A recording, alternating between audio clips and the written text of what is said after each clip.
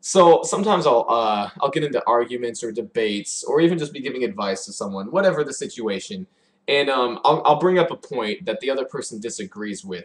They acknowledge it as like being right or being the right thing to do or true or whatever to some degree, but then they hit me back with this because they don't want to accept it. They're like, but come on, Braden, you got to live in the real world. And they always throw out this real world at me, like, come on, that's not the real world. And I'm like, yeah, it is. It's like I don't live in a fake world. I live in the real world.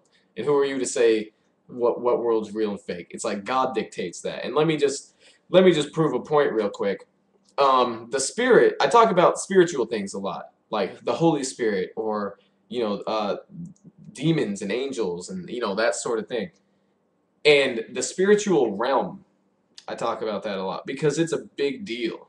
Because everything that happens in the physical, in our real world that everyone loves to talk about, and really when people are saying the real world, they're just talking about what American culture dictates. They're like, the real world means you get up at, you hold a 9 to 5 job, and you go do this, and you save up for retirement, and you go on vacation every once in a while, and you barbecue, and you watch football because that's what the real world is. And I'm like, no, if you are stuck in that world, you are stuck in a matrix that is just keeping you content so that you can be snatched away by the devil. That's all that is.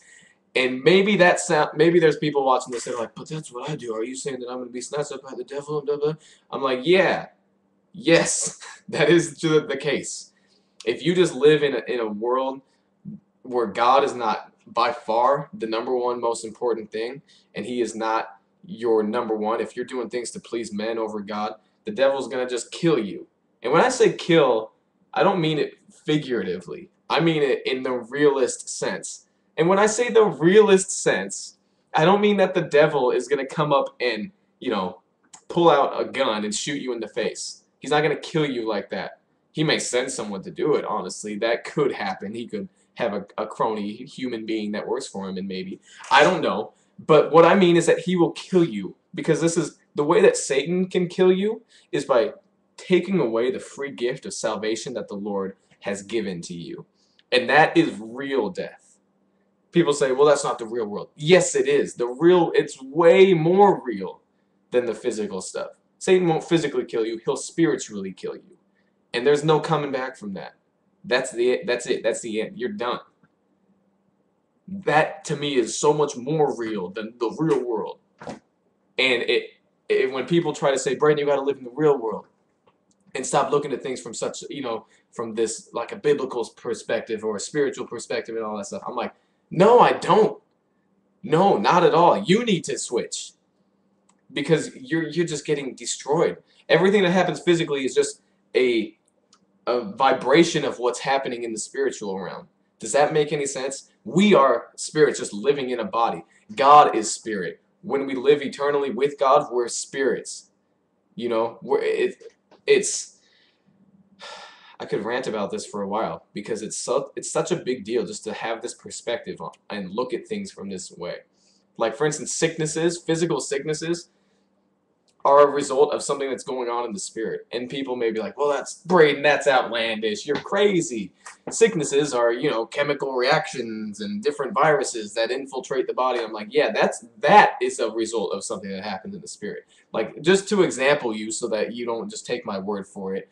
Like, look in the Bible. There would be people who had physical conditions, like they were crippled or they were lame and couldn't walk or they were, um, uh, blind or like crazy, like all these. There's tons of different things, physical conditions, mental conditions, etc., where they would be being hounded by demons, and Jesus would cast the demon out, and bam, there goes the sickness with it, or bam, there goes the blindness, there goes the craziness with it, because it was being caused by a demonic principality. Okay? That's Bible for you. That's what happened. That's what Jesus did. And then he would forgive someone of their sins, and then bam, the sickness would go away. There's a huge connection between these things. I don't know the specifics of it, but I know that it is true, it is real. And we can cure sicknesses not because we have some magic power to cure sickness, but because we have spiritual authority, because we have the Holy Spirit living in us. Anyway, I'm gonna keep it short, but just don't come up to me and be like, Braden, you gotta live in the real world, because I do live in the real world. In fact, if you're coming at me from the fake world that I've been talking about in here, it's like I don't want to hear it. You need to live in the real world. You need to find the real world. You got to get out of the matrix and get into real life. And yeah, I know that's kind of corny for me to use a Matrix reference, but I didn't realize until like a little bit ago that the Matrix actually has, the movie, Keanu Reeves. He does a bad job acting, not gonna lie. But there's a lot of like pretty cool symbolism in there. And it's all over the place. It's not a perfect, analogy, obviously, but you can find some real stuff in there that equates to real life. A lot of people are living in a matrix, and I'm trying to set people free. I want the truth. Let freedom ring. Anyway, that's all I have for now. Live in the real world. The real world. Because it's dangerous, it's crazy, it's exciting, it's adventurous, and it's fun.